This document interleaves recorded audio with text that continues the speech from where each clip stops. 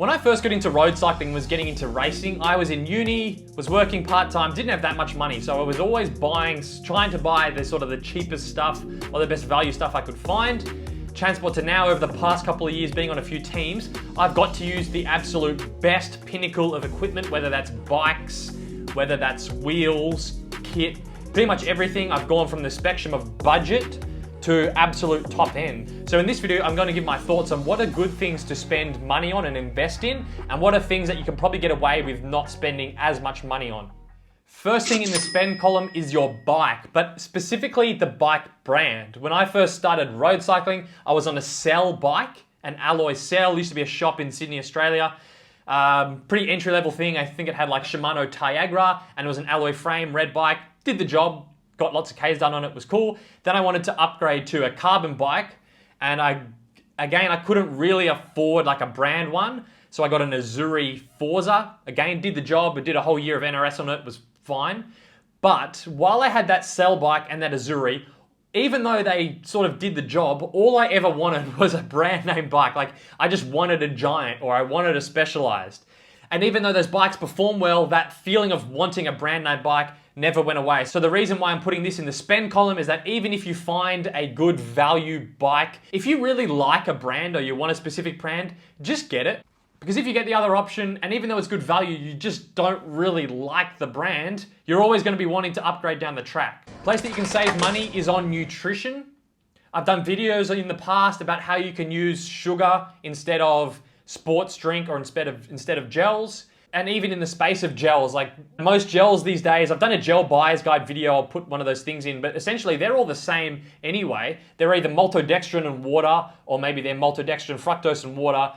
So even in gels, like I always used to run the Wiggle gels when I ran gels, because they're pretty much the same as the SAS ones. It's just maltodextrin and water.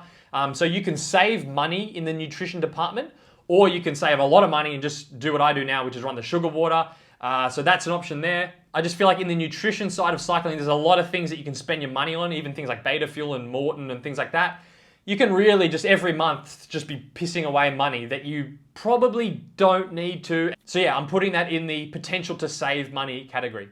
Important one to spend money on is your shoes. Top of the range cycling shoes are pretty freaking expensive. Like, you're going to be looking at between $400 to sort of $600 for a top of the range cycling shoe from most brands. So that's a lot of money, but don't make the mistake I did when I was getting into cycling, is that I went through probably 2 or 3 pairs of lower or mid-range shoes, but they just were never that comfortable. For some reason, I have found that with shoes, the more money you spend, the more comfortable they're going to be. One day I bit the bullet and I upgraded to Bonts, the top of the line, the Bont Vapors. They were pretty expensive, but they were just very comfortable. And if I had just bought those in the first place, I probably would have saved myself the money that I spent buying 2 or 3 pairs of cheaper shoes to get there in the first place. So learn from me. I think shoes is just worth investing in expensive ones, because they're one of the most important contact points with the bike. They're very important to be comfortable.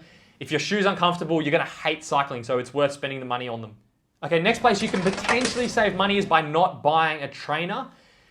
For people that approach me for coaching, we have a question in our athlete questionnaire that asks, do you have a trainer? And pretty much everyone owns a trainer. And I reckon when I go and look through their data, there's probably only a third of them actually use it even semi-regularly. So there's a lot of people out there that own a trainer, pretty expensive trainer as well, that just don't use them. So it's pretty much a temptation. Like when people get into cycling, it's kind of like, I feel like nowadays you get into cycling, you go buy a trainer. It's just part and parcel. Whereas I would say, if you're considering it, maybe try borrow a friend's trainer for a couple of weeks. If they're not using it, see if you like it first. It's just a pretty expensive thing to go and invest in that's potentially just going to sit under your bed collecting dust. Next place to spend your money is on tires. Good tires can totally change your riding experience, whether that's to stop you getting flats, to give you a better ride feel, to give you more grip, to make you just ride faster. I mean, fast tires are quick. Like if you're running a tubeless setup with some Maxxis high roads, or maybe you like running clinchers and you've got the S-Works Turbo Cottons, those are, so good. Investing in good tires is really worthwhile. When I started cycling, I would either try and buy more the mid-range tires, which just wouldn't be as fast and wouldn't feel as good, or I would buy like the GP4000s back in the day, but they were kind of expensive, and then I'd use them until I was getting flats like every couple of rides because they were totally stuffed, and then I would eventually upgrade them. But nowadays, I run the Maxxis High Road tubeless, barely get flats, super fast, feel awesome. It's worth putting some time and money into looking at what the best tires would be for your setup, and just putting some money into a good set of tires. Okay, controversial one, but the place you might be able to save some money is in your glasses. Cycling glasses these days can cost a lot of money. Yes, they can look good, like getting some nice Oakleys or like 100% or whatever brand you're going for, like some good glasses that suit you can look really cool. But to be honest, I've never noticed much performance difference between cheap glasses I've bought or expensive glasses I've bought. So I would say, if you're, fashion aside, if you're just looking to save some money and get similar performance, I would say you can probably go to the lower budget end of the cycling glasses scale and not really lose out too much on your performance. Another place to spend money and invest is on your helmet. Not even just for safety reasons. I mean, if you're buying a helmet, at least in Australia, they've all gone through the Australian standards process. You can invest in something with MIP, so it's a little bit safer. But safety aside, generally, unfortunately, the more expensive helmets just look better. The entry level and sort of the mid-range helmets from most brands don't look that good. It really is the top level of each helmet brand's helmets that just look the best, and that are not as bulbous, don't make you look like you have some big mushroom head. And your helmet you use every day, it's a very important part of like the fashion of how you look on the bike. So I do think it's worth investing in a good, fashionable helmet that you like, that the brand you like, because you're going to be wearing it every day. If you cheap out, get an entry-level one, you're just going to hate riding with it because you don't think it looks good, and you're always going to want to get a more expensive one. So helmet, I would say, worth investing in. Another controversial one, place you can probably save some money, is in kit.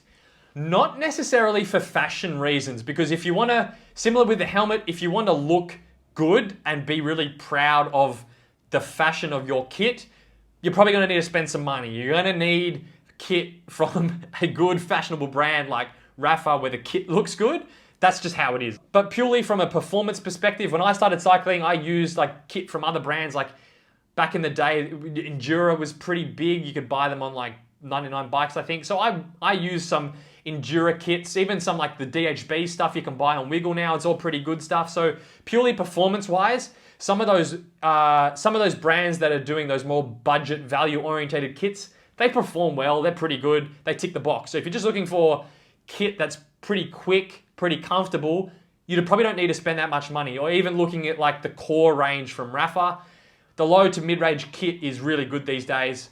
So yeah, kit-wise, I would say you can probably save a bit of money by not going for the top of the range if you're just looking to be comfortable on the bike. Okay, last two, these are both in the worth spending money on.